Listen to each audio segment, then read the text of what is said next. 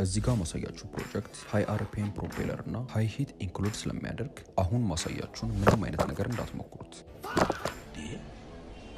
ምንድነው? ገና በልጅነቴ ኤሮስፔስ ኢንጂነሪንግ ላይ ኦብሰስድ እንደሆነ ያደረገኝ ነገር ናሽናል ጂኦግራፊ ላይ ያየሁት የኤስአር 71 ብላክበርድ ዶክመንተሪ ነበር። ዛሬ በዚህ ቪዲዮ ከቤዚክ ኤሮስፔስ ኢንጂነሪንግ ተነስተን ባለን ሚኒቸር ኢኩዊፕመንት የራሳችንን መብረር የሚችል ኤርክራፍት መስራት እንችላለን ወይስ አንችልም የሚለውን አብረን ነው። መጀመሪያው የሰው ልጅ የመብረር ሙከራ 9ኛው ሴንቸሪ ላይ በኡማይድ ዳይነስቲ ቁጥጥር ስር በነበረችው አልአንዳሉስ ማለትም የአሁኗ ስፔን ይኖር በነበረው በአባስ ኢብን ፈርናስ ነው። ከ1100 ዓመት በኋላም የራይት ወንድማማቾች በሰሩት ኤርክራፍት ለተወሰነ ሰከንድ ግላይድ ማድረግ ችለዋል።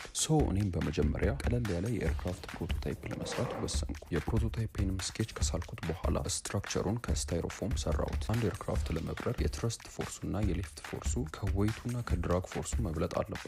ሊፍቱም ጄኔሬት የሚደረገው በክንፉ ክሮስ ሴክሽናል ቅርጽ ምክንያት ሲሆን የዚህም ዩኒክ ጂኦሜትሪካል ሼፕ ስም ኤሮፎይል ይባላል። ኤሮፎይልም ሊፍት ጄኔሬት የሚያደርገው በአንግል ኦፍ አታኩና ባለው ዩኒክ ቅርጽ ምክንያት ሲሆን ከክንፉ አናት ላይ ያለውንም ኤር ፕሬሸር በመቀነስ ኤሮዳይናሚክ የሆነ ሊፍት ይፈጥራል። እኔም በተቻለኝ አቅም የኤርክራፍቴን የክንፍ ክሮስ ሴክሽን ኤሮፎይል ለማድረግ ሞክሬያለሁ። ትረስቱንም ጄኔሬት ለማድረግ ያሰብኩት በኖርማል ዲሲ ሞተር ነበር፣ ግን የተጠቀምኩት ዲሲ ሞተር ሎው አርፒኤም ስለነበር ኤፊሽንት የሆነ ትረስት ጄኔሬት አላደረገልኝም። የአርሜቸሩን ዋይንዲንግ ወፈር ባለ ኢናምልድ ኮፐር ዋየር በመጠምጠምና የጥቅሉን ቁጥር በ35% በመቀነስ ኦሪጂናሊ በነበረው በዴልታ ኮንፊግሬሽን ሪዋይንድ አድርጌ ሞዲፋይ አደረግኩት። ይህም የሞተሩን አርፒኤም እና ቶርክ ሲግኒፊካንትሊ ጨምሮልኛል። በኖርማል ባትሪ ስሞክረውም ሞተሩ በጣም ፓወርፉል ነበር።